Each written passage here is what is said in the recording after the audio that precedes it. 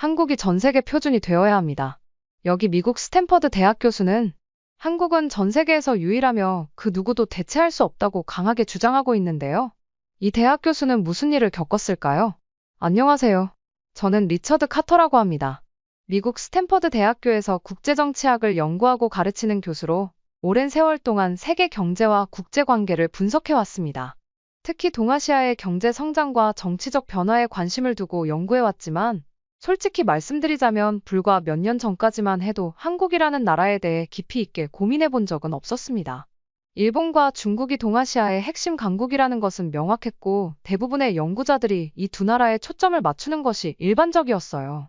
저 역시 마찬가지였고 그동안의 연구 대부분이 일본의 경제 모델이나 중국의 부상에 관한 것이었습니다. 그러나 어느 순간 저는 한국이 국제 무대에서 점점 더 두각을 나타내고 있다는 사실을 깨닫게 되었습니다. 처음에는 단순히 한류 열풍이라고 생각했습니다.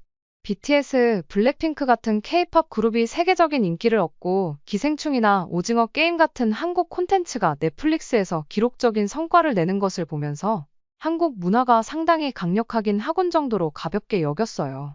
하지만 점점 더 한국이 단순히 문화 강국이 아니라는 것을 알게 되었습니다. 한국이 반도체, 전기차 배터리, AI와 같은 첨단 기술 산업에서도 세계를 주도하고 있으며 국가적인 위기 대응력과 군사적 역량도 상당한 수준에 도달해 있다는 사실을 인지하게 된 것이지요. 이런 변화에 관심을 가지게 되면서 저는 본격적으로 한국을 연구하기 시작했습니다. 한국의 경제 성장 모델을 분석하고 역사적 배경을 살펴보고 기술 혁신과 교육 시스템에 관한 자료를 찾아보면서 점점 더 놀라움을 감추지 못했어요. 그리고 마침내 결심했습니다. 단순히 논문과 보고서만으로 한국을 연구하는 것이 아니라 직접 한국에 가서 현장을 경험하고 사람들을 만나며 깊이 있게 분석해야겠다고요. 한국에 도착했을 때 저는 첫눈에 이 나라가 얼마나 빠르게 발전했는지를 실감할 수 있었습니다. 인천국제공항에 도착하자마자 마주한 것은 최첨단 자동화 시스템과 빠른 입국 절차였고 공항에서 도심으로 이동하는 동안 보이는 고층 빌딩과 최첨단 인프라는 미국의 대도시들과 비교해도 전혀 손색이 없었어요. 특히 서울의 디지털 기술 환경은 제가 상상했던 것 이상이었습니다. 도심 곳곳에서 무료 와이파이가 제공되었고 모바일 결제가 일상화되어 있었으며 대중교통 시스템마저도 효율적으로 운영되고 있었어요. 저는 한국이 IT 인프라와 디지털 혁신에서 왜 세계적인 선도 국가로 자리 잡았는지를 몸소 체험할 수 있었습니다. 그 후 몇 주 동안 저는 한국의 여러 도시를 방문하며 연구를 진행했습니다. 기업인, 공무원, 학자, 일반 시민들을 인터뷰하면서 한국 사회의 특성과 강점을 깊이 있게 탐구했습니다. 그리고 그 과정에서 한국이 세계적 강국이 된 5가지 핵심 이유를 도출할 수 있었어요. 이제 그 내용을 하나씩 설명해 보겠습니다. 한국을 연구하면서 가장 인상 깊었던 점 중 첫 번째는 이 나라가 역경을 맞이할 때마다 그것을 단순히 극복하는 데 그치지 않고 오히려 더 강해지는 모습을 보였다는 것이었어요. 역사적으로 전쟁과 경제 위기를 비롯해 다양한 형태의 국가적 난관을 겪었지만 한국은 이를 기회로 삼아 더욱 강한 국가로 성장했습니다. 처음에는 단순한 경제 성장의 사례로만 보았지만 연구를 거듭할수록 한국의 위기 대응력은 단순한 경제 회복을 넘어 정치적, 사회적, 기술적 측면에서도 깊은 영향을 미쳤음을 깨닫게 되었어요. 1950년대 한국 전쟁으로 인해 국토 대부분이 폐허가 되었고 경제 기반도 거의 존재하지 않았던 시기, 한국은 세계에서 가장 가난한 나라 중 하나였습니다. 국제사회조차도 한국이 독립국가로서 살아남을 수 있을지 확신하지 못할 정도로 절망적인 상황이었으며 많은 전문가들은 한국이 장기적인 원조 없이는 자립이 불가능할 것이라고 예측했습니다. 하지만 한국은 단순한 생존을 넘어 경제성장이라는 목표를 세웠고 정부와 국민이 하나가 되어 이를 실현하기 위해 온 힘을 쏟았습니다. 당시 경제개발 5개년 계획을 추진하며 산업화에 집중했던 한국은 단기간에 놀라운 경제적 성과를 이루어냈고 국민들의 강한 의지와 노력이 만들어낸 결과였어요. IMF 외환 위기는 한국의 경제적 위기 대응력을 가장 극적으로 보여준 사건 중 하나였습니다. 1997년 아시아 금융위기의 여파로 인해 한국은 국가부도 위기에 처했고 IMF에 긴급 구제금융을 요청해야만 했습니다. 당시 많은 기업들이 도산하고 실업률이 급등하는 등 국가적 혼란이 극심했지만 한국은 이 위기를 극복하기 위해 국민적인 캠페인을 벌이기 시작했어요. 그 중에서도 가장 유명한 것이 금 모으기 운동이었습니다. 많은 한국인들이 자신이 소유한 금을 자발적으로 내놓으며 국가의 부채를 갚는 데 동참했으며 이는 단순한 경제적 해결책을 넘어 한국 사회의 결속력과 위기 극복 의지를 보여주는 상징적인 사례가 되었어요. 정부 역시 경제 구조 개혁과 재정 건전성 강화를 통해 빠른 회복을 이끌어냈고, 결국 한국은 IMF의 지원을 예상보다 훨씬 빠른 시점에 모두 상환하며 경제적 신뢰를 회복하는 데 성공했습니다. 이러한 위기 대응력은 경제적인 측면뿐만 아니라 사회적 시스템과 기술 발전에도 중요한 영향을 미쳤습니다. 특히 코로나 팬데믹은 한국의 신속한 위기 대응 능력을 다시 한번 전 세계에 각인시킨 사례였어요. 한국은 초기부터 대규모 검사와 확진자 추적 시스템을 구축하여 빠르게 감염을 통제했고, 철저한 방역 시스템을 바탕으로 의료 체계를 안정적으로 유지했습니다.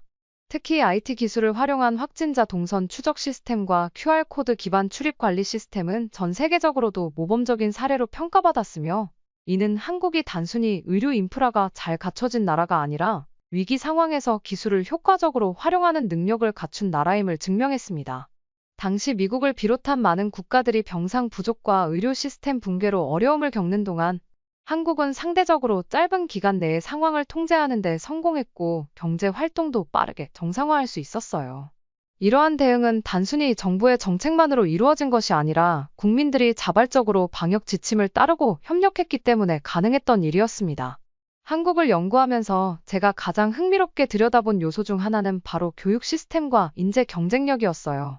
한국의 경제적 성공을 설명하는 다양한 요인들이 있지만, 그것이 지속적으로 유지되고 발전할 수 있었던 핵심적인 원동력 중 하나는 바로 교육이었습니다. 한국이 단기간 내에 산업 강국으로 성장한 배경에는 단순한 경제 정책이나 기술 개발만이 아니라 그 모든 것을 가능하게 만든 인재들의 존재가 있었어요. 그리고 그 인재들을 만들어낸 것이 바로 한국의 교육열과 강력한 학원 문화였습니다. 저는 연구를 위해 한국을 방문하기 전부터 이 나라의 교육열이 세계적으로 유명하다는 사실을 알고 있었어요. OECD 국가 중 대학 진학률 1위를 기록하고 있으며 과학, 기술, 공학, 수학 분야에서 우수한 성과를 내는 한국 학생들이 많다는 점도 익히 들어왔습니다. 하지만 그것이 어떤 방식으로 한국 사회 전반에 영향을 미치는지에 대해서는 체감하지 못하고 있었어요. 그러던 중 한국에서 직접 교육 환경을 경험하고 학생들, 학부모, 교수진과 대화하면서 저는 이 나라의 교육에 대한 열정이 단순한 통계 이상의 의미를 가지고 있다는 사실을 깨닫게 되었습니다. 처음 한국에 도착했을 때 저는 서울의 한 대학 캠퍼스를 방문할 기회를 가졌습니다. 캠퍼스에는 젊은 학생들이 활기차게 토론을 하며 강의실을 오가고 있었고, 도서관은 새벽까지도 불이 켜져 있었어요. 특히 인상적이었던 것은 도서관에서 공부하는 학생들의 집중력이었습니다. 미국에서도 명문 대학 도서관에 가면 열정적으로 공부하는 학생들을 볼 수 있지만, 한국에서는 그것이 단순한 개인의 성취를 위한 것이 아니라 사회적으로 공유된 가치처럼 보였어요. 학생들은 단순히 좋은 성적을 받기 위해 공부하는 것이 아니라 자신이 더 나은 사람이 되어야 한다는 책임감 속에서 노력하는 듯 보였습니다. 한 교수와의 인터뷰에서 저는 한국의 교육열이 단순한 경쟁을 넘어 국가적인 목표와도 연결되어 있다는 이야기를 들었습니다. 그는 한국은 자원이 부족한 나라였습니다. 우리가 가질 수 있는 유일한 자원은 사람의 능력이었고, 그것을 극대화하기 위해 교육에 모든 것을 투자해야 했습니다. 라고 말했습니다. 그의 말을 듣고 보니 한국의 교육열이 단순한 문화적 현상이 아니라 생존을 위한 전략이었음을 깨닫게 되었습니다. 특히 STEM 분야에서 한국의 교육 시스템이 강점을 보이고 있다는 점은 매우 인상적이었습니다. AI, 반도체, IT 기술 개발 등 첨단 산업에서 한국이 글로벌 리더로 자리 잡을 수 있었던 것은 단순한 운이 아니라 이러한 분야에 대한 체계적인 교육과 지속적인 인재 양성 덕분이었어요.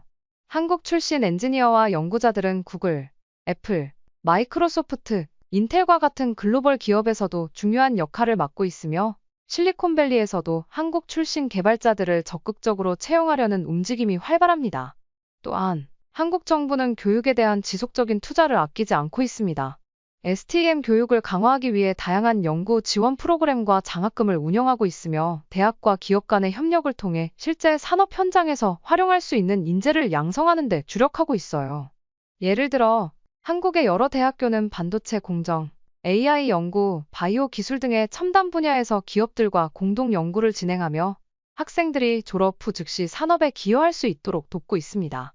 이러한 교육 시스템과 인재 경쟁력은 한국이 글로벌 시장에서 경쟁력을 유지하는 가장 중요한 요소 중 하나입니다. 단순한 경제 발전이 아니라 그 발전을 지속할 수 있는 기반을 마련했다는 점에서 한국의 교육 모델은 매우 성공적이라고 할 수 있습니다. 한국에 대해 또 놀라웠던 점은 이 나라의 IT 인프라가 세계 최고 수준이라는 점이었어요. 하지만 그것을 단순히 숫자로만 이해하는 것과 직접 경험하는 것은 완전히 다른 차원의 일이었습니다. 저는 공항에서부터 초고속 인터넷에 접속할 수 있었고, 지하철을 타는 동안에도 끊김없는 와이파이를 사용할 수 있었어요. 더 흥미로웠던 것은 작은 골목길의 카페나 심지어 한적한 공원에서도 고속 인터넷이 원활하게 제공된다는 사실이었습니다. 한국에서는 인터넷 연결이 단순한 편의시설이 아니라 마치 전기나 수도처럼 기본적인 생활 필수 요소로 자리 잡은 듯 했습니다. 하루는 저녁에 숙소 근처의 작은 카페에 들러 논문을 수정하고 이메일을 확인할 일이 있었어요. 보통 미국에서는 공공 와이파이가 제공되는 장소라도 연결이 불안정하거나 속도가 느려 불편할 때가 많습니다. 그러나 이곳에서는 로그인 과정조차 필요 없이 곧바로 빠른 인터넷을 이용할 수 있었어요. 다운로드 속도와 업로드 속도가 거의 동일할 정도로 안정적이었고, 심지어 온라인으로 고화질 영상을 편집해 업로드하는 작업도 매끄럽게 진행되었습니다. 저는 문득 이곳에서는 기술이 사람을 기다리게 하는 법이 없구나라는 생각이 들었습니다. 그러나 한국의 기술 발전이 단순히 빠른 인터넷 속도에만 국한되는 것은 아니었어요. 디지털 결제 시스템도 놀라웠습니다. 저는 첫날부터 현금을 사용할 일이 거의 없었습니다.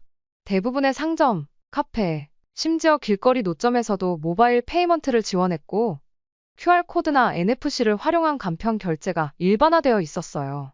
이러한 기술 혁신의 중심에는 한국의 글로벌 기업들이 있었어요. 저는 한국에 오기 전부터 삼성과 LG가 세계적인 브랜드라는 것을 알고 있었지만, 실제로 이 기업들이 한국 사회와 경제 전반에 미치는 영향을 직접 체감하면서 그 중요성을 다시금 깨닫게 되었습니다. 한국에서 삼성전자는 단순한 기업이 아니라 국가 경제의 핵심 엔진이자 혁신의 아이콘과도 같았습니다. 저는 연구 목적으로 삼성전자의 관계자들과 미팅을 가질 기회가 있었는데, 그 자리에서 삼성의 반도체 기술이 세계 시장에서 차지하는 압도적인 위상을 실감할 수 있었어요. 한 관계자는 우리는 단순히 반도체를 제조하는 것이 아니라 반도체가 미래 산업을 어떻게 변화시킬지를 고민합니다. AI, 데이터 분석, 자율주행 기술을 위한 차세대 반도체 개발이 현재 가장 중요한 연구 분야입니다. 라고 말했습니다. 그의 말에서 저는 한국이 단순히 기술을 따라가는 국가가 아니라 미래의 산업을 주도하는 국가라는 점을 다시 한번 확인할 수 있었어요. LG와 SK 역시 반도체, 배터리, AI 기술 분야에서 세계 시장을 선도하고 있었습니다. 한국에 오기 전까지 저는 전기차 배터리 시장에서 LG와 SK가 그렇게 큰 영향력을 가지고 있을 줄은 미처 몰랐어요. 하지만 연구를 진행하며 한국이 배터리 기술에서 글로벌 리더로 자리 잡았다는 점을 알게 되었고, 테슬라를 비롯한 주요 자동차 제조업체들이 한국산 배터리를 사용하는 이유를 이해할 수 있었습니다. 실제로 서울에서 전기차를 타고 다니는 사람들을 자주 볼 수 있었고, 충전소 역시 여러 곳에서 쉽게 찾을 수 있었어요. 또한 한국의 스타트업 생태계는 실리콘밸리에서도 점점 더 주목받고 있었습니다. 저는 실리콘밸리에서 근무하는 연구자들과 교류하면서 한국의 스타트업과 협력하는 기업들이 증가하고 있다는 이야기를 종종 들었어요. AI, 데이터 분석, 로봇공학, 헬스케어 분야에서 한국 스타트업이 글로벌 시장에서 두각을 나타내고 있었으며, 해외 투자자들도 한국 시장에 대한 관심을 높이고 있었습니다. 특히 한국의 스타트업들은 빠른 실행력과 강한 조직 문화를 바탕으로 단기간에 혁신적인 제품과 서비스를 내놓는 경우가 많았어요. 제가 직접 방문한 한 스타트업 기업에서는 AI 기반 자동화 솔루션을 개발하고 있었는데, 놀랍게도 이들은 불과 1년 만에 제품을 상용화하고 글로벌 시장으로 진출하고 있었습니다. 기업 대표와 대화를 나누면서 저는 한국 스타트업의 성장 속도가 왜 이렇게 빠른지를 이해할 수 있었어요. 우리는 시장의 변화를 기다리지 않습니다. 우리가 변화를 만들어가죠. 그가 웃으며 한 이 말은 한국의 기술 혁신 정신을 단적으로 보여주는 표현이었어요. 한국의 기술 혁신은 공공 서비스에서도 뚜렷하게 나타나고 있었습니다. 지하철역에는 실시간 운행 정보를 제공하는 대형 스크린이 설치되어 있었고, 대중교통 시스템은 스마트폰 하나로 완벽하게 관리할 수 있었어요. 버스 정류장에는 디지털 패널이 있어 도착 예정 시간을 정확하게 알려주었고, 날씨나 교통 혼잡도를 반영한 정보까지 제공되고 있었습니다. 미국에서는 이런 시스템이 일부 대도시에서만 적용되고 있지만, 한국에서는 전국적으로 일상화되어 있었습니다. 이 모든 것이 단순한 편리함을 넘어서 국가 전체의 효율성을 높이는 요소로 작용하고 있었어요. 한국이 IT 강국이라는 사실은 단순한 수치로만 설명되는 것이 아니라 사람들이 생활 속에서 기술을 얼마나 자연스럽게 활용하는지를 통해서도 증명되고 있었습니다.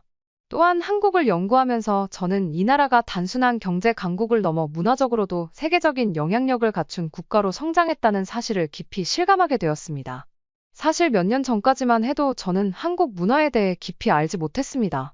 물론 K-팝이나 K-드라마가 인기를 끌고 있다는 이야기는 종종 들었지만 그것이 단순한 유행인지 아니면 지속적으로 세계에 영향을 미칠 만한 현상인지에 대해서는 확신이 없었습니다.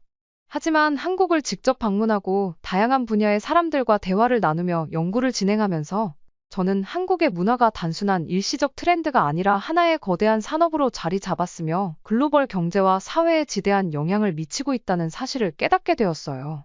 제가 한국을 방문했을 때 도심 곳곳에서 K-팝과 K-드라마 그리고 한국의 라이프 스타일이 얼마나 깊이 자리 잡고 있는지를 몸소 체험할 수 있었습니다. 명동거리에는 전 세계에서 온 관광객들이 한국 화장품과 패션 브랜드를 쇼핑하고 있었고, 카페에서는 다양한 나라에서 온 젊은이들이 한국식 디저트를 즐기고 있었어요. K-팝의 경우 단순한 음악을 넘어 전 세계적인 현상이 되었습니다. BTS, 블랙핑크와 같은 그룹들은 이제 미국과 유럽의 대형 스타디움에서 공연을 하고 있으며 그들의 음악은 전 세계 차트에서 1위를 차지할 정도로 강력한 영향력을 발휘하고 있습니다. 저는 실리콘밸리에서 근무하는 연구자들과 대화를 나누면서 그들조차도 한국의 K-팝 산업에 주목하고 있음을 알게 되었어요. 한 연구자는 K-팝의 성공은 단순한 음악의 힘이 아니라 디지털 기술을 활용한 팬덤 문화 그리고 글로벌 마케팅 전략이 만들어낸 혁신적인 모델입니다. 라고 말했습니다. 실제로 K-팝의 성공에는 유튜브와 소셜미디어를 적극적으로 활용한 전략이 있었고, 이는 단순히 음악을 소비하는 방식을 넘어 팬들이 직접 콘텐츠를 제작하고 공유하며 새로운 문화를 만들어가는 형태로 발전했습니다. 그뿐만 아니라 한국의 라이프 스타일과 패션, 뷰티 산업도 세계적으로 큰 영향을 미치고 있었어요. 저는 서울에서 몇몇 뷰티 브랜드의 대표들을 인터뷰할 기회가 있었는데 그들은 한국 화장품이 세계적으로 사랑받는 이유에 대해 이렇게 설명했습니다. 한국 화장품은 단순한 미용 제품이 아니라 건강한 피부를 위한 연구와 혁신의 결과물입니다. 우리는 새로운 기술과 자연 성분을 결합하여 전 세계 소비자들에게 최상의 품질을 제공합니다. 실제로 한국의 스킨케어 제품과 메이크업 트렌드는 유럽과 북미 시장에서도 큰 인기를 끌고 있으며 많은 글로벌 브랜드들이 한국의 뷰티 기술을 연구하고 벤치마킹하고 있습니다. 한국 음식 역시 세계적으로 빠르게 확산되고 있었어요. 뉴욕, 런던, 파리와 같은 대도시에서는 이제 한국 식당을 쉽게 찾아볼 수 있으며 김치, 불고기, 비빔밥 같은 음식은 더 이상 낯선 요리가 아니라 많은 사람들이 즐기는 글로벌 푸드로 자리 잡았습니다. 저는 한국에서 한식을 직접 경험하면서 이 음식들이 단순한 요리가 아니라 한국 문화의 일부라는 점을 깨달았어요. 한국의 식사 문화는 단순한 영양 섭취를 넘어 공동체적인 의미를 가지며 사람들을 하나로 연결하는 중요한 역할을 하고 있었습니다. 이 모든 요소들을 종합해보면 한국은 단순한 문화 강국이 아니라 문화를 통해 경제적 가치를 창출하는 국가로 성장했다는 점이 분명해졌어요. K-팝, K-드라마, K-뷰티, K-푸드 등은 이제 단순한 유행이 아니라 하나의 거대한 산업으로 자리 잡았으며 전 세계적으로 지속적인 영향을 미치고 있었습니다. 특히 한국의 문화 산업은 IT 기술과 결합하여 더욱 강력한 글로벌 영향력을 발휘하고 있었어요. 유튜브, 넷플릭스, 인스타그램과 같은 플랫폼을 적극적으로 활용하여 전 세계 소비자들과 소통하고 있으며 이러한 방식은 기존의 문화 산업과는 차별화된 특징을 가지고 있었습니다. 이 나라를 깊이 들여다보면서 가장 놀라웠던 점 중 하나는 한국 사회가 변화에 얼마나 빠르게 대응하고 새로운 환경에 적응하는지를 보여주는 역동성이었어요. 기술, 경제, 문화, 교육, 조직력 등 다양한 요소가 한국의 강점으로 꼽히지만 그 근본적인 원동력은 바로 변화에 대한 유연한 사고방식과 실행력이라는 점을 깨닫게 되었습니다. 저는 연구를 하면서 여러 전문가들과 대화를 나눴는데 그들 대부분이 공통적으로 한국 사회의 핵심 특징으로 빠른 변화 수용과 실행력을 꼽았습니다. 한국이 이러한 특징을 가지게 된 이유를 찾기 위해 저는 역사적인 맥락에서 접근해 보았습니다. 한국은 지정학적으로 매우 치열한 환경에 놓여 있었고 외부의 영향을 지속적으로 받아왔어요. 외세의 침략, 식민 지배, 전쟁, 경제 위기 등 다양한 도전을 겪으며 한국 사회는 변화에 대응하는 능력을 자연스럽게 키울 수밖에 없었습니다. 그러나 단순히 외부 환경에 적응하는 것을 넘어 한국은 변화 속에서 기회를 찾아내고 그것을 자신만의 방식으로 발전시키는 능력을 갖추게 되었어요. 이러한 특성은 한국의 비즈니스와 산업 환경에서도 분명하게 드러났습니다. 예를 들어, 전 세계적으로 스마트폰 시장이 급성장할 때 한국의 기업들은 단순히 제품을 생산하는 것이 아니라 소비자의 필요를 신속하게 파악하고 제품을 개선하는 전략을 채택했어요. 삼성과 같은 기업은 신제품 출시 주기를 단축시키면서도 소비자 피드백을 반영한 기술 혁신을 지속적으로 추진했습니다. 이는 단순한 기술 경쟁이 아니라 빠른 변화 속에서 새로운 기회를 포착하고 실행하는 능력이 뒷받침된 결과였습니다. 한국의 이러한 특징은 앞으로도 이 나라가 세계적으로 경쟁력을 유지하는 중요한 요소가 될 것입니다. 과거에는 자원이 부족한 나라였지만 변화에 대한 유연한 사고방식과 신속한 실행력을 통해 자신만의 강점을 만들어냈고, 이제는 이러한 강점을 바탕으로 미래 산업을 선도하고 있습니다. 세계가 빠르게 변화하는 시대에 한국은 단순히 변화를 따라가는 것이 아니라 그 변화를 주도하는 국가로 자리 잡고 있어요. 저는 연구를 마치면서 한국이 미래에도 글로벌 리더로 성장할 것이라는 확신을 가지게 되었습니다. 이 사연을 들으니 한국의 우수성에 대해 더 많은 사람들이 알아가고 있다는 사실에 큰 자부심을 느꼈습니다. 영상을 시청해주신 모든 분들에게 감동과 행운이 가득하시길 바라며 오늘도 시청해주셔서 정말 감사합니다. 구독을 눌러주시면 더 좋은 영상으로 보답해드리겠습니다.